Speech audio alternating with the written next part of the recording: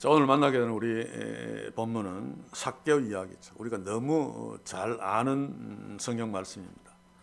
주일학교를 다니신 분들은 아마 여러 번 반복해서 삭개오 이야기를 듣고 또 그림책으로 보고 만화도 보고 특히 예수님의 일대기를 그린 영화를 보면 제가 단정적으로 말할 수는 없지만은 삭개오 이야기는 나오죠.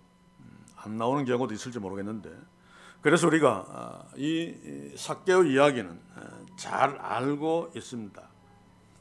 그러나 그럼에도 불구하고 전문가된 입장에서 볼 적에 성경이 말하는 것과 상당히 동떨어지게 알고 있는 대부분 그런 것 같습니다. 그래서 때로 안타깝기는 한데 물론 그럴 이유가 있죠. 왜냐하면 헬라어 원문을 볼 수 없기 때문이기도 하고 또 번역 성경이 원문을 제대로 번역하지 못한 오역 때문이기도 합니다. 그리고 더 중요한 것은 21세기를 살고 있는 우리가 삭개오가 살고 있었던 1세기, 그 2000년 이상 차이 나는 그 시대에 또 특별히 중동 지역, 이스라엘 지역의 그 기후와 환경, 그들의 삶의 정황을 염두에 두지 못하기 때문에 오늘 이 삭개오 이야기를 제대로 이해하기는 사실 어렵습니다. 그런데 보통 우리가 설교에서 또 책에서도 이런 세심한 부분들을 잘 만날 수 없죠. 그래서 대강응성하게 삭개오를 그냥 알고 있는데 저는 이번에 좀 세심하게 들여다보려고 합니다. 제가 이 누가복음 설교도 이제 설교가 다 그렇습니다만은 저에게는 반복될 수 없는 마지막 설교이기 때문에 더 애착이 갑니다. 물론 새벽 큐티에서는 이제 곧 지금 누가복음을 큐티하기 때문에 얼마 있지 않으면 이 삭개오를 다시 볼 터인데 그때는 이런 상세한 얘기를 못하죠. 큐티하면서 적용에 초점을 맞추어야 되기 때문에 그래서 그렇게 설교를 하려고 하니까 상당히 길어져서 두 번으로 나누어 설교하도록 했습니다. 오늘은 삶의 정황을 좀 그 당시의 주변 상황들을 좀 살피면서 좀 가볍게 적용점을 찾고 다음 시간에는 번역을 잘못한 것들 이런 것들 좀 바로잡으면서 좀 깊이 있게 적용을 했으면 합니다. 오늘 이 삭개오 본문도 제가 다른 데서도 많이 지적했지만은 치명적인 오역들이 있습니다. 미리 한번 말씀드린다면은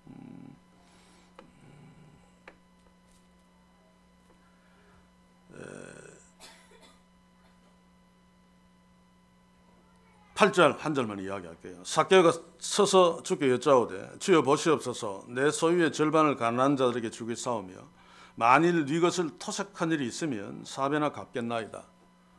삭개오가 예수님 앞에서 결심하는 내용이죠. 그러나 원문대로 보시면 전혀 그렇지 않습니다. 이미 예수님은 삭개오 집에서 최소한 하루 이상 머물렀을 것입니다. 그리고 삭개오에게 하나님의 나라의 복음도 이야기하고 삭개오는 거듭났겠죠. 그리고 이 삭개오가 예수님한테 지금 이 이야기를 하는 것은 하겠습니다라고 하는 미래의 결심이 아니라 원문대로 보시면 현재 이야기입니다. 현재 이야기. 내가 내 재산의 반을 나누어 주고 있습니다. 아마 자기 정도를 시켜서 그랬겠죠. 그리고 내가 토색한 것이 있다면이 아니고 물론 거기에는 A 가정법처럼 보입니다만 이 A의 의미가 가정법이 대부분인데 뭐뭐 할 때마다 라고 하는 뜻도 있습니다. 내가 토색한 것이 있는 사람이 있을 때마다 토색한 것을 4배나 지금 갖고 있습니다 라고 하는 것입니다. 이것은 갚겠나이다 라고 하는 것과는 결정적인 차이가 나죠. 어떤 분이 설교하는 것을 제가 보았는데 삭개오가 갚겠나이다 라고 해놓고 나중에 갚았는지 안 갚았는지 모른다 라고 회의적인 반응을 보이기도 합니다만 구원받은 사람은 나중에 뭘 할 것이다 라고 결심도 하겠죠. 그러나 그것으로 끝나지 아니하고 구원받은 사람은, 거듭난 사람은, 성령이 임한 사람은 임하는 순간 현재의 삶이 변화되는 것이 구원받은 자의 가장 강력한 특징입니다. 그것은 회심, 회개로부터 시작되어질 것입니다만, 그래서 이 장면은 삭개오가 구원받았다, 거듭났다라고 하는 가장 강력한 증거죠. 할 거다 라고 해놓고 안 할 수 있습니다. 그때 가서 마음이 바뀔 수 있죠. 근데 지금 삭개오는 하고 있습니다. 자기 재산의 반을 나누어 주고 있고, 토색한 것에 대해서 당시의 율법으로는 5분의 1만 보태서 주면 됩니다. 그런데 4배나 갚겠나이다 그랬으니까 300%를 붙여서 나누어 주는 거죠. 이것은 하나님의 은혜를 알고 구원받은 감격이 없는 자들은 절대로 할 수 없는 일입니다. 그러니까 이런 부분들을 좀 바로잡아서 바르게 해석하고 좀 진하게 적용하는 시간을 다음 시간에 갖도록 하겠습니다. 자, 그러면 오늘 본문을 시작하기 전에 먼저 누가복음 15장 4절 7절을 보면서 시작합시다. 여기 보시면 예수님이 한 비유가 나오죠. 양들의 비유입니다. 너희 중에 어느 사람이 양 100마리가 있는데 그 중에 한 마리를 잃었다. 그러면 그 99마리를 두고 그 잃은 양을 찾도록 찾아다니지 아니하겠느냐. 그리고 양 목자는 그 양을 찾아서 잔치를 벌이고 기뻐하죠. 바로 이 예수님의 비유가 오늘 여리고를 지나가시면서 예수님이 잃어버린 양 삭개오를 찾아서 구원시킴으로 예수님이 하신 이 비유를 실제로 성취시킵니다. 예수님이 이 땅에 오신 목적이 바로 이거죠. 잃어버린 양을 찾기 위해서 오셨습니다. 찾기 위함은 구원하시기 위함이죠. 오늘 다음 시간에 결론적으로 보겠습니다만 10절에 보면 인자가 온 것은 잃어버린 자를 찾아 구원하려 함이니라. 이것 때문에 예수님이 오셨습니다. 이것 때문에 오늘 예수님은 여리고성으로 들어가셨습니다. 인자가 온 것은 잃어버린 삭개오를 찾아 구원하려 함이니라. 인자가 온 것은 김아무개, 이아무개, 또 저 같은 이창모를 구원하시기 위해서 오셨습니다. 이 10절을 염두에 두고 계속 기억하면서 이제 오늘 본문으로 한번 들어가 봅시다. 1절 봅시다. 예수께서 여리고로 지나가시더라. 지나가시더라라고 하는 것을 원문대로 보면 관통하여 통과하시더라라고 하는 말입니다. 이 말은 뭔가 하면 예수님이 예루살렘으로 가시는 길에 여리고를 지나가야 되니까 여리고를 통과해서 지나가려고 하고 있다는 말입니다. 다시 말하면 예수님이 여리고에서 하룻밤 이틀밤 체류할 계획이 없었다는 거죠. 물론 이것은 제자들의 시각입니다.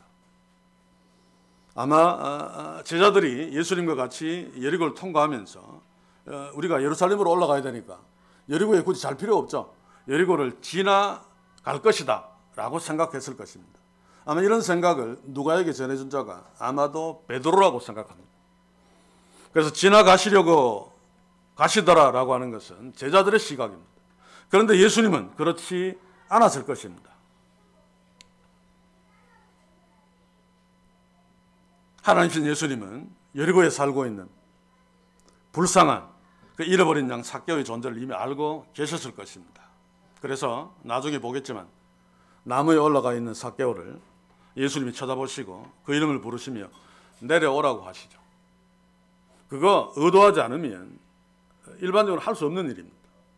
길을 지나가는데 뭐한데 일부러 그 나무 위를 쳐다보겠습니까? 그냥 지나가면 되지. 그런데 예수님은 이미 삭개오를 찾아서 구원하시기로 작정하셨기 때문에 그는 나무에 있는 삭개오를 보고 속히 내려오라 라고 말씀하시고 그의 집에 머무면서 그를 구원하셨습니다. 자, 그런데 우리가 오늘 본문에서 좀 주목해서 볼 것은 예수님이 찾으시려고 했던, 그래서 찾으셨던 삭개오는 과연 어떤 사람인가? 예수님이 찾으실 만큼 가치 있는 사람인가? 나름대로 착한 사람이었는가? 아니면 엉망진창인 사람이었는가? 오늘 본문에서 100%는 아닙니다만 대강 삭개오의 정체를 살펴낼 수 있습니다. 2절, 3절 한번 봅시다. 삭개오라 이름하는 자가 있으니 세리장이요 또한 부자라. 자, 잃어버린 양 삭개오는 세리장이라고 합니다. 그리고 부자입니다. 예수님 당시 세리장은 이스라엘에서 몇 명 안 됩니다. 세리들은 많았죠. 세리장이 세리들을 고용해서 세금을 받는데, 세리장은 로마 제국과 직접 상대해서 세리들이 받은 세금들을 로마 제국에 전달하는 그런 일을 하는 자입니다. 대단히 높은 자죠. 이스라엘에서 몇 명 없는데, 제가 문헌들을 보니까 이런 일을 하는데 로마 제국과 경매를 붙는다고 합니다. 세리장을 하려고 하는 여러 사람이, 근데 부자만이 할 수 있죠. 그래서 나는 이 지역에서 세금을 100억 거두어 내겠습니다. 종이에 적어내. 한 사람은 99억 거두어 내겠습니다라고 하면 100억 거두어 내겠다는 사람이 로마 제국이 네 세리장 해라고 하겠죠. 그래서 많이 써내는 사람이 세리장이 됩니다. 아마 삭개오도 되게 많이 써냈을 것입니다. 그러면 로마 제국이 세금을 많이 내겠다고 해서 많이 거두어야 되죠. 거기다가 자기 먹을 것도 따로 챙겨야 되니까 아마 엄청나게 자기 동족의 피를 빨아 먹었을 것입니다. 그래서 이 삭개오는 나쁜 놈임에 틀림없습니다.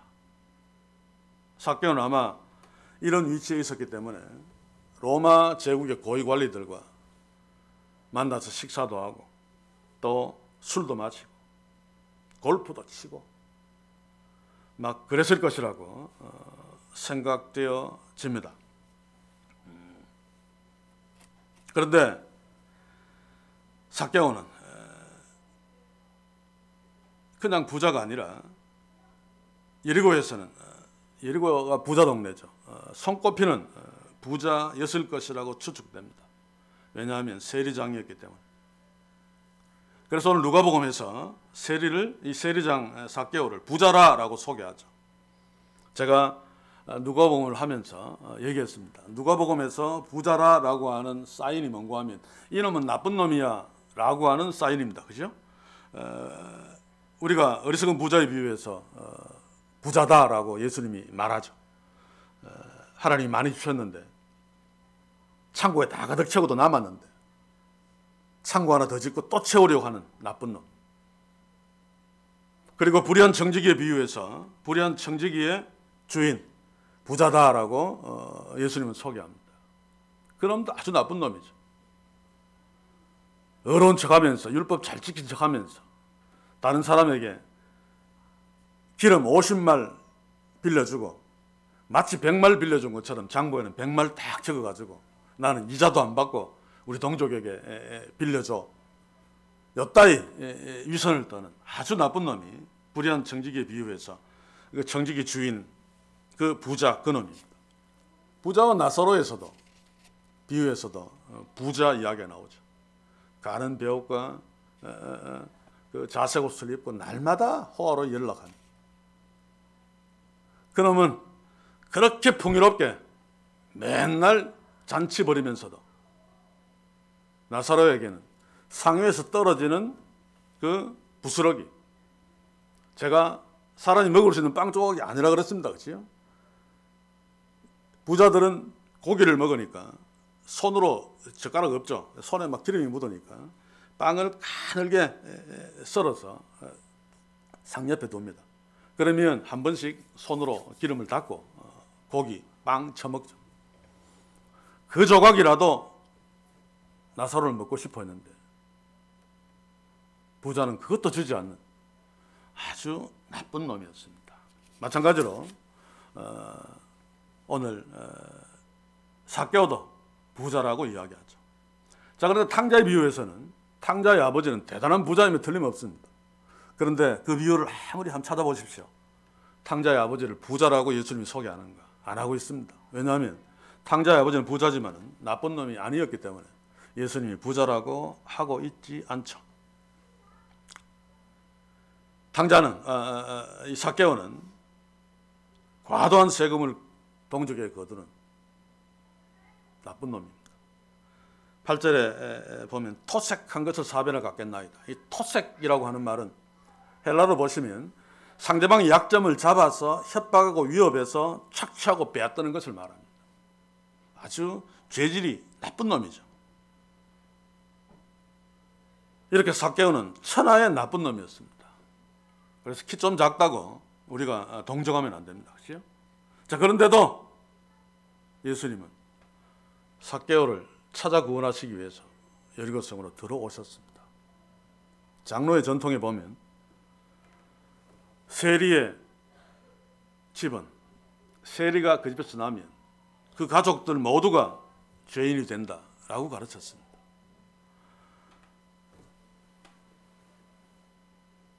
세리는 유대 사회에서 창녀보다도 더 부정한 존재였죠. 그래서 집안에서 세리가 나오면 그 세리를 죽었다고 간주하고 장례식을 치러버립니다. 그래야지 자신들이 죄인이라는 소리를 듣지 않습니다. 우리로 친다면 호적을 파내는 것이나 마찬가지죠. 이 세리가 어느 정도 취급을 받았는가 하면 창녀는 거짓말하다가 들키면 꾸중을 먹고 또 어떤 벌을 받을 수 있습니다. 그런데 세리가 거짓말하다가 들키면 알았다 가라 거짓말한 것에 대해서 책망도 안 합니다. 당연히 그런 놈이라고 인정하기 때문에 그렇습니다. 이런 놈이 바로 삭개오인데 삭개오라는 이름을 보면 참 아이러니합니다. 그 이름의 뜻은 의로운 자, 깨끗한 자, 착한 자라는 뜻이겠죠. 아마 삭개오 아버지가 삭개오를 낳고 난 뒤에 삭개오에게 큰 기대를 했던 것 같습니다. 나중에 네가 커서 의로운 자가 되라, 깨끗한 자가 되라, 이스라엘 사회에 큰 공을 세우는 그런 위인이 되라. 아마 그런 마음으로 아들의 이름을 삭개오라고 지었을 것인데 나중에 삭개오는 커서 천하에 빌어먹을 세리장이 됩니다. 아버지가 얼마나 실망했을까요? 아마 그래서 그 아버지도 물론 살아 계셨다면 그 당시에 삭개오를 선수 장례치로 버리고 호적에서 파냈을 것입니다. 세리장 삭개오는 그의 가족들에게서까지 때려 죽여도 시원찮을 만큼 형편없는 나쁜 놈이었습니다. 그래서 2절에 보시면 우리 성경에는 그냥 삭개오라 이름하는 자가 있으니 라고 되어 있는데 원문에 보시면 보라 삭개오라 이름하는 자가 있으니 그 앞에 감탄사가 붙어 있습니다. 이두 누가가 붙인 거죠.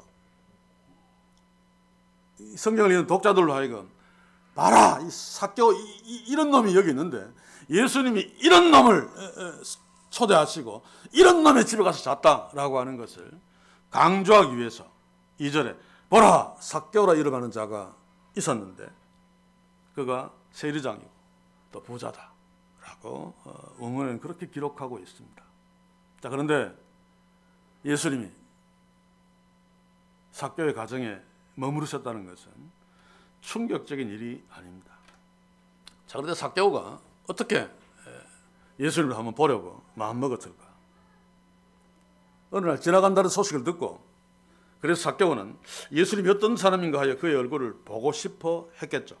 오늘 우리 3절 이하에 보면 3절 4절 삭개오가 키가 작았다 라고 말합니다.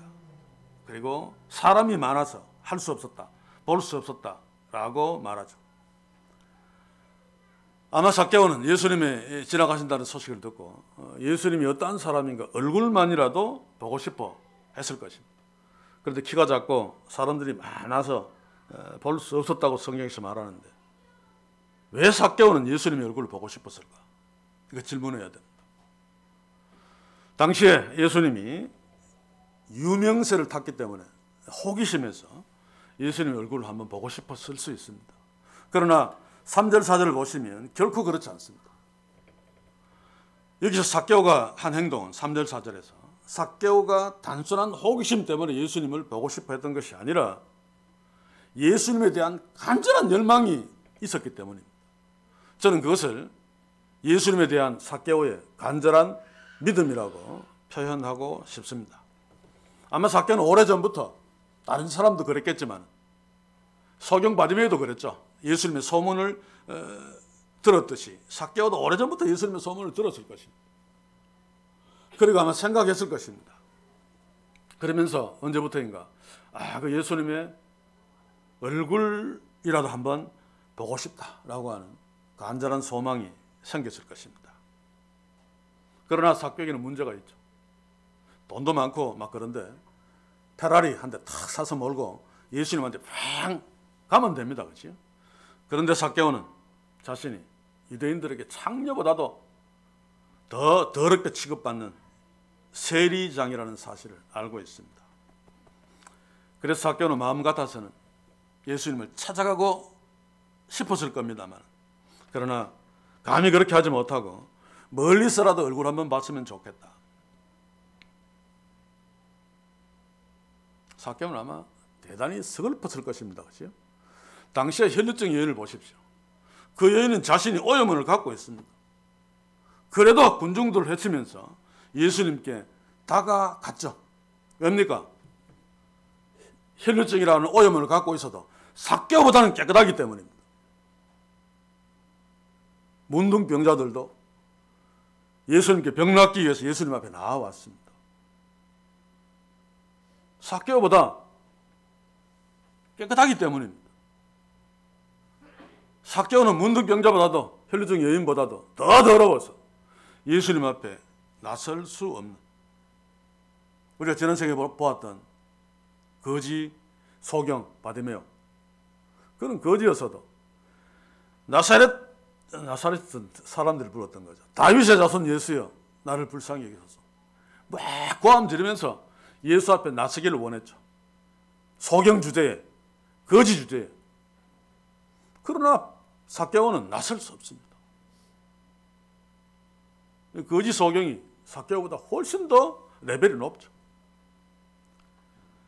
그래서 멀리서 한번 보고자 했는데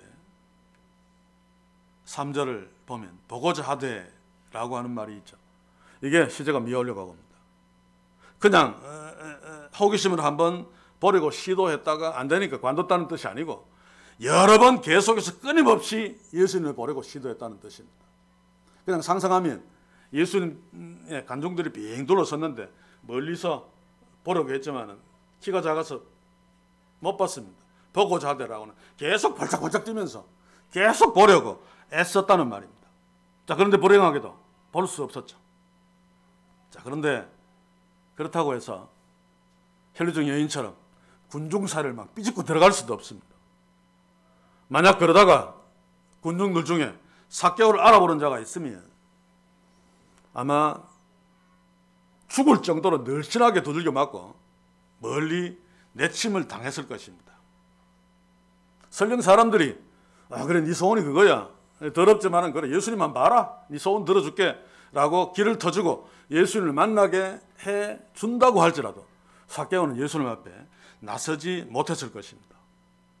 왜냐하면 혈류증 여인보다도 창녀보다도 문둥병자보다도 본질적으로 훨씬 더 추하고 더러운 자이기 때문에. 그렇다면 삭개오는 이점에서 포기하는 것이 맞습니다. 우리들 잘 포기하죠.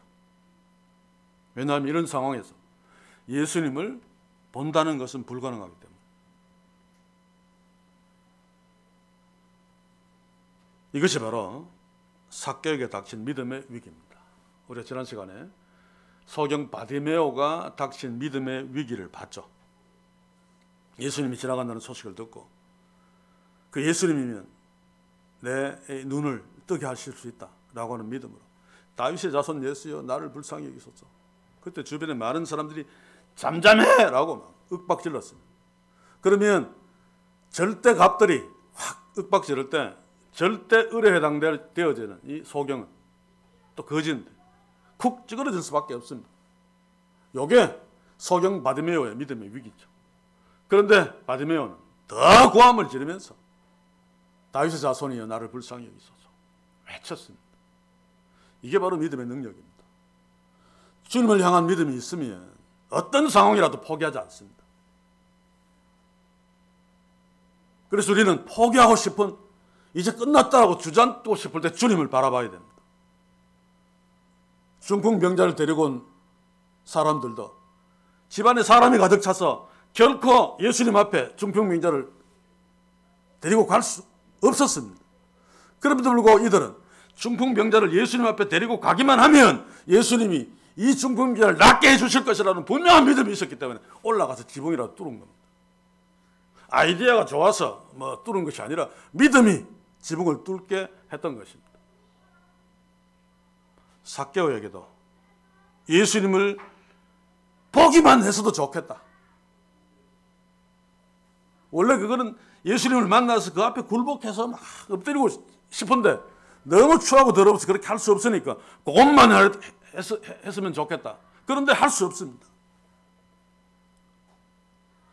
막 펄쩍펄쩍 뛰면서 노력했지만 안 되었습니다. 이제 돌아가자. 그런데 삭개오는 그렇게 하지 않았죠. 우리가 4절에서 봅니다만 4절 다시 봅시다. 앞으로 달려가 보기 위하여 뽕나무에 올라가니 이는 예수께서 그리로 지나가시게 되밀어라. 삭개오가 막 달려간 것과 나무에 올라간 것은 그 예수님이 보고 싶어하는, 예수님을 보고 싶어하는 단순한 호기심 때문이 아닙니다. 호기심 때문이라면 절대로 유대인들은 그렇게 못합니다.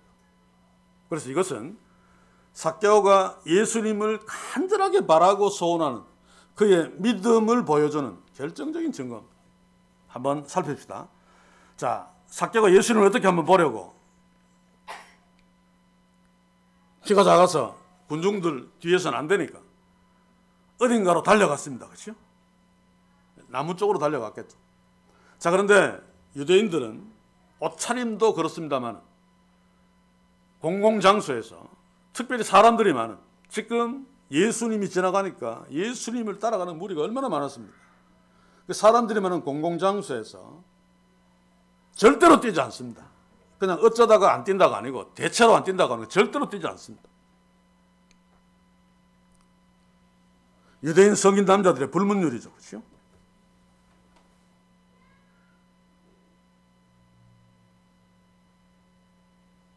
저 멀리 탕자가 오는데 아버지가 막 뛰어나갔죠. 절대로 뛰지 않습니다. 육신의 아버지는. 그런데 하나님 아버지는 우리를 만나기 위해서 아무도 안 하는 뛰어나오는 일을 하시는 거죠. 예수님, 이 삭개오도 예수님을 향해서 앞으로 달려나가는 반응을 보였습니다. 전쟁 중이 아니면 뛰지 않는 많은 사람들 앞에서. 그런데 삭개오는 뛰었습니다. 왜입니까? 예수님을 보고 싶은 그 간절한 믿음 때문에 다른 것들은 안중에도 없었죠. 이게 바로 믿음의 특징입니다. 그리고 더 문제가 되는 것은 사람들이 많은 곳에서 나무에 올라가는 것은 더더욱 절대로 하지 않습니다. 유대인들. 이유가 뭔가 하면 고대인들, 유대인들이 옷을 입고 있는 것은 속옷, 겉옷이 있는데 속옷이 우리같이 언더웨어, 내의 개념이 아닙니다. 그렇죠? 제가 얘기를 드렸죠. 그래서 팬티가 없습니다. 그냥 집안에 있을 때에는 그냥 짧은 소매 없는 옷을 입고 다니고 밖에 나갈 때는 망토 같은 것을 하나 더 걸치고 그게 이제 겉옷이죠. 자, 그런데 높은 데로 올라가면 아무도 없는 데서는 괜찮은데 사람들이 많이 지나다니는 데서 조금 높은 데 올라가면 자신의 아랫도리 수치가 다 드러날 수 있습니다. 그래서 유대인들은 사람들이 많이 지나다니는 곳에서 나무뿐만 아니라 높은 데는 절대로 올라가지 않습니다. 그러나 삭개오는 그럼에도 불구하고 나무 위에 올라갔죠. 왜입니까? 예수님을 보고 싶어하는 그의 간절한 믿음이 자기의 수치를 드러내는 것마저도 외면하고 그 모든 것들을 뒤로하고 올라갈 수 있게 만들었기 때문입니다. 이게 믿음입니다. 믿음은 주님을 결코 포기하지 않습니다. 내 수치가 드러난다 할지라도. 쪽팔린다 할지라도 주님을 향한 믿음을 포기하지 않습니다. 자, 그런데 이 점에서 삭개오 이야기에서 우리가 알고 있던 몇 가지 잘못된 그림들을 수정합시다. 주일학교에서 쓰는 삭개오에 관한 그림책이나 예수님 영화에 보시면 길에 예수님이 딱 서 계시고 사람들이 빙 둘러서 예수님이 막 설교하시고 빙 둘러선 뒤에 조그만 삭개오가 막 이러다가 예수님 옆에 큰 나무가 있죠. 그러면 그 나무로 막 올라가는, 이게 그림이든 영화든. 그런데 이것은 성경이 이야기하는 배경과는 상당히 거리가 멉니다. 첫째로 예수님은 길에 서서 많은 사람들에게 설교하지 않았습니다. 그렇죠? 왜냐하면 예수님은 예루살렘으로 가시기 위해서 갈릴리를 지나가시는 길이었기 때문에 수많은 사람들이 빙 포위해가지고 따라갔을 것입니다. 아마 여리고에 있는 사람들도 확 붙었을 것입니다. 길을 가고 계시는 중입니다. 자, 그런데 삭개오가 도저히 안 되니까 달려갔습니다. 달려갔다 그러죠, 그죠? 바로 옆에 나무가 있으면 달려갈 필요 없죠. 어디로 달려간 줄 아십니까? 여리고 마을, 여리고 성문을 나가는 마을 바깥 입구까지 달려갔습니다. 장로의 유전을 보시면 무슨 이유인지는 잘 모르겠어요. 그것은 나중에 연구를 해봐야 되는데, 이스라엘의 마을 안에는 나무가 있으면 안 된다라고 하는 가르침이 있습니다. 그래서 마을에서 몇 규빗 떨어져서 나무가 있어야 됩니다. 그래서 유대인들의 마을은 마을 입구에 나무들이 쭉 있고, 그리고 마을이 있고, 마을에는 나무가 없고, 또 마을 쭉 나가서 이제 바깥으로 나가는 그 입구에 나무들이 쭉 있습니다. 그래서 예수님이 마을을 지나가시면서 여기서 마을도 굉장히 넓겠죠, 그렇죠? 사람들과 쌓여서 이렇게 갈 적에 나무가 하나도 없습니다. 그래서 삭개오는 예수님을 볼 수 없으니까 한 가지 깨를 생각한 거죠. 머리는 조금 좋았던 것 같습니다. 아, 이러면 예수님을 볼 수 있겠다. 막 여리고 성을 나가는 그 길 옆에 있는 나무 위로 올라간 것입니다. 반드시 예수님은 여리고를 지나가니까, 여리고 나가는 입구로 분명히 지나가니까 그 위에 있으면 예수님을 볼 수 있다. 이 계산을 했기 때문에 삭개오는 다른 사람은 아무도 뛰지 않는 그 많은 사람들이 있는 곳에서 자 입구에 있는 나무를 향해서 뛰어간 것입니다. 삭개오는 예수님을 보고 싶어하는 것이 단순한 호기심이 아니라 그의 믿음이라는 것을 분명히 볼 수 있는 대목입니다. 그리고 또 삭개오가 올라간 나무는 우리 성경에서 번역한 것처럼 뽕나무가 아닙니다. 그렇죠?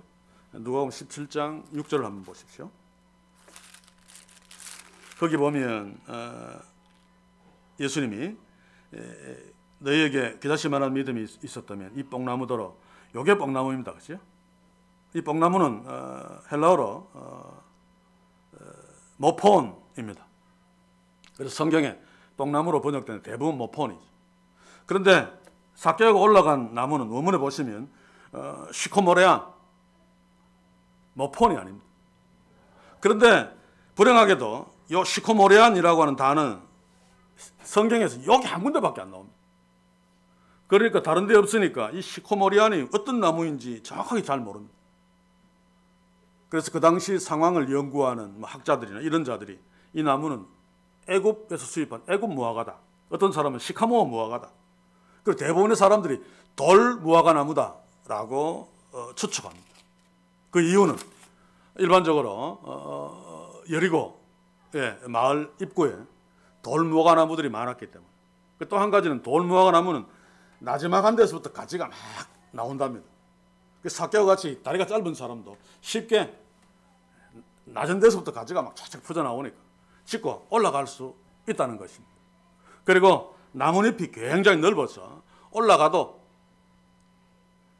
잘 가려서 일부러 이렇게 보지 않으면 그냥 아무 생각 없이 지나가면 사람이 잘 볼 수 없는. 그래서 수치가 드러나도 잘 안 보일 거다라고 올라갔을지 모르겠습니다.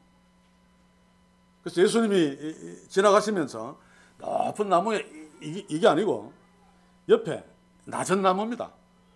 올라가도 한 1.5m, 2m 정도 올라갔겠죠. 그래서 옆으로 약간 높은 곳에서 내려다 보려고 삭개오가 돌 무화과나무에 올라간 것입니다. 자, 그런데 예수님이 그렇게 간절하게 삭개오가 예수님을 보고 싶어 해서 아무도 안 하는 천면불구하고 그 동네 입구까지 달려가서 돌 무화과나무에 가지를 막 이렇게 올라가서 이렇게 기다리고 있습니다. 예수님이 지나가실 테니까. 자, 그런데 예수님은 우리도 잘 알다시피 결코 그 삭개오의 그 간절함을 외면하지 않죠. 앞에서 제가 강조를 했습니다만 그는 쓰레기 같은 인간입니다. 천한 인간입니다. 그냥 쓰레기통에 집어넣어도 시원찮은. 그러나 그래도 불구하고 그가 주님을 그렇게 보고 싶어하는 간절한 마음을 주님은 외면하지 않으시고 그를 찾으셨습니다. 그렇죠? 5절을 한번 봅시다. 이제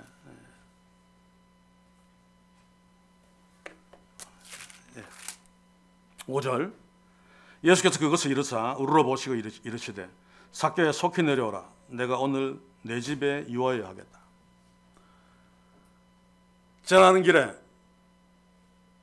옆에 나무가 약간 높게 있습니다. 그래서 고개를 약간만 들면 이 우르르는 겁니까? 우르르 번역을 잘못했는데 약간 고개를 쳐들면 볼 수 있겠죠. 그런데 일반적인 사람은 쳐다보지 않습니다. 왜냐하면 지금 목적이 길을 지나가시는 길이죠. 예루살렘을 향해서. 근데 일부러 그 나무를 그냥 슬쩍 보고 지나가면 아무도 입 때문에 아무도 안 보는데 자세히 봐야지 그 안에 사람이 있는 것을 알죠. 근데 예수님은 하나님이시니까 이미 사전에 아시고 그를 지나가시면서 쓰셔서 돌 무화과나무를 보시고 그 안에 삭개오를 발견했겠죠. 삭개오도 봤겠죠. 삭개오야 라고 이름을 부르시면서 속히 내려오라. 내가 오늘 내 집에 유하여 하겠다 라고 말씀하십니다. 유대인 랍비가 이 개만도 못한 세리장 삭개오의 집에서 하룻밤 원문대로 보시면 체류하겠다. 며칠 밤인지 모릅니다. 저는 짐작하는데 한 2, 3일은 있었다고 생각되어지는데 체류하겠다라고 말씀하시는 것. 이것은 충격적인 이야기입니다. 왜냐하면 일반적으로 세리의 집에 들어가면 무조건 오염되기 때문에 죄인이 됩니다. 예수님이 하나님이시기 때문에 오염 안 당해서 그렇지 오염되었다면 지금 이때가 언제입니까? 6월절 절기죠. 예루살렘에 올라가시는 이유가 6월절을 지키기 위해서입니다. 그러면 세리의 집에 들어갔다가 나오면 6월절 예루살렘에 가도 6월절 절기를 지킬 수 없습니다. 말짱 도루묵이 되고 맙니다. 그런데 예수님은 그거 전혀 신경 쓰지 않으시고 죄인 세리의 집에 내가 들어가서 너희 집에 가서 유하여야겠다. 이것도 원문대로 보시면 번역을 조금 잘못했는데 아주 깊은 예수님이 삭개오에 대한 아주 깊은 마음이 도사려져 있습니다. 미리 말씀드리면 여기서 내가라고 하는 주어가 예수님이죠. 원문에 보시면 내가가 아니고 나를이라고 하는 목적으로 나와 있습니다. 물론 고대 헬라여서 조금 애매합니다만 미리 말씀드리면 예수님은 삭개오에게 네가 나를 너희 집에 유하도록 해야만 한다. 삭개오를 주인공 삼아주는 겁니다. 예수님의 깊은 마음이 거기 있는데 그건 다음 시간에 좀 살펴보기로 하고 자 유대인 랍비인 예수님이 개보다 못한 세리장 집에 잠을 자시겠다고 하십니다. 이것은 뭡니까? 네 친구가 되겠다는 것입니다.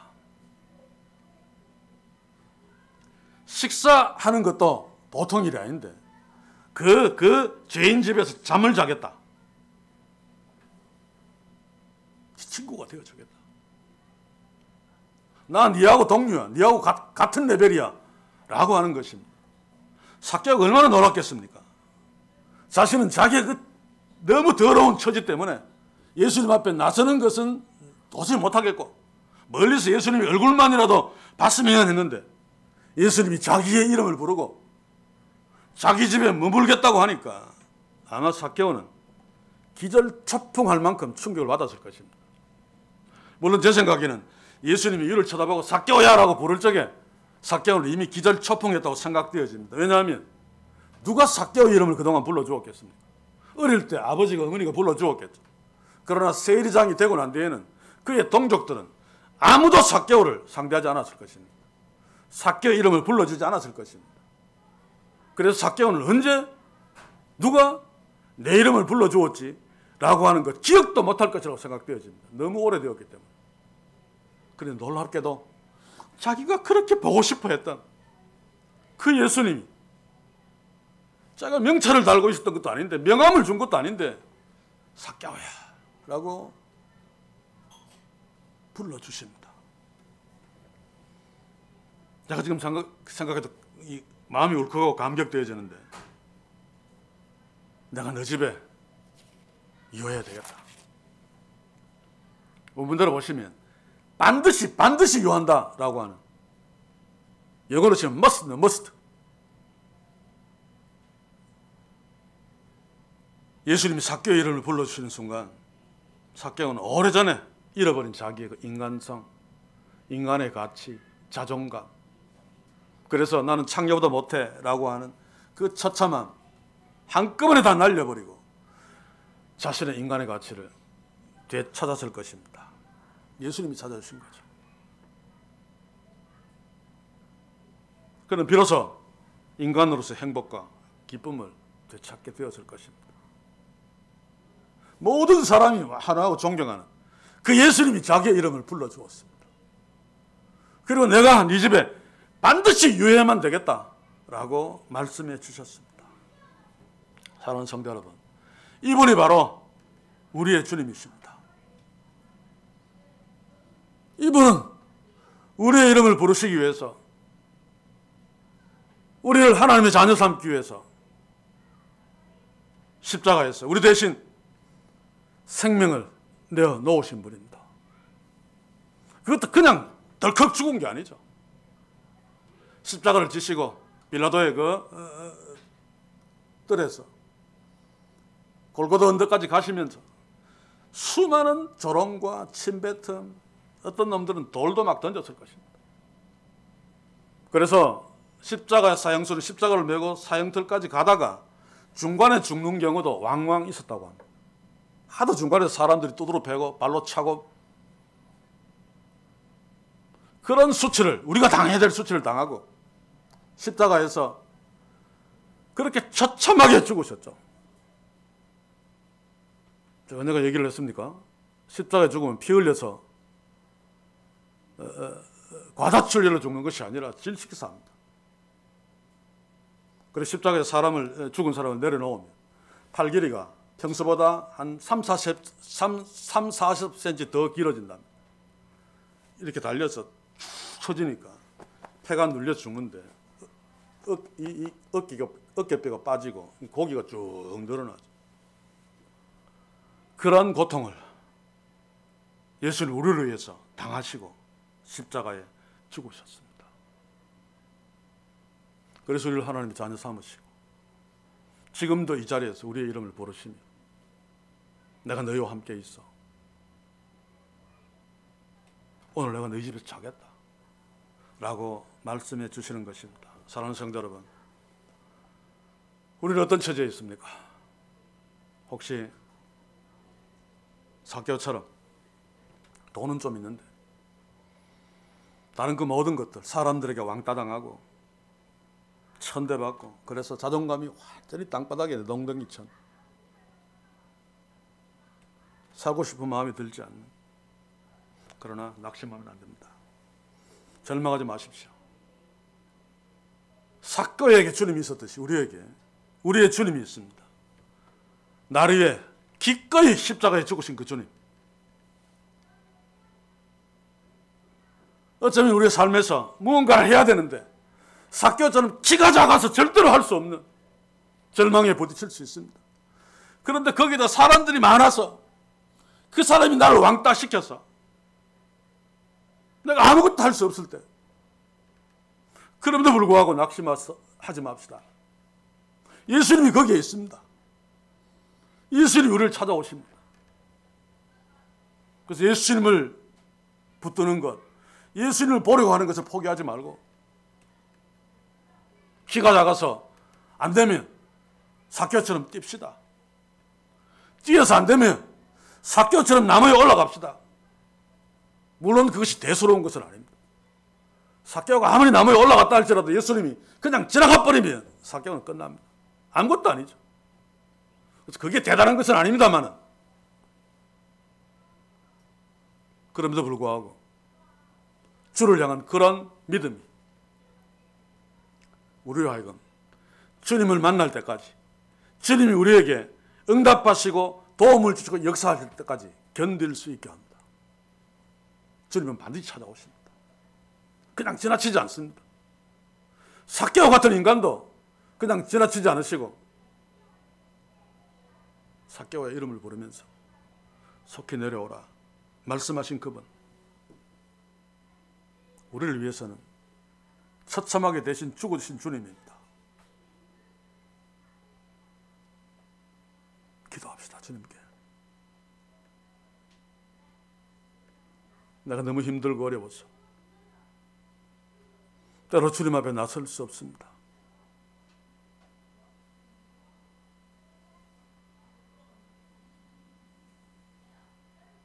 제가 지지난 해에 그 어려움을 당하고 한동안 기도 못했습니다. 기도할 수 없었습니다. 그럼에도 불구하고 마음속에서는 계속 주님에 대한 열망, 또 주님의 위로를 사모했죠. 그래서 견뎠습니다만 주님은 반드시 찾아오십니다. 우리의 그 간절함을 결코 외면하지 않습니다.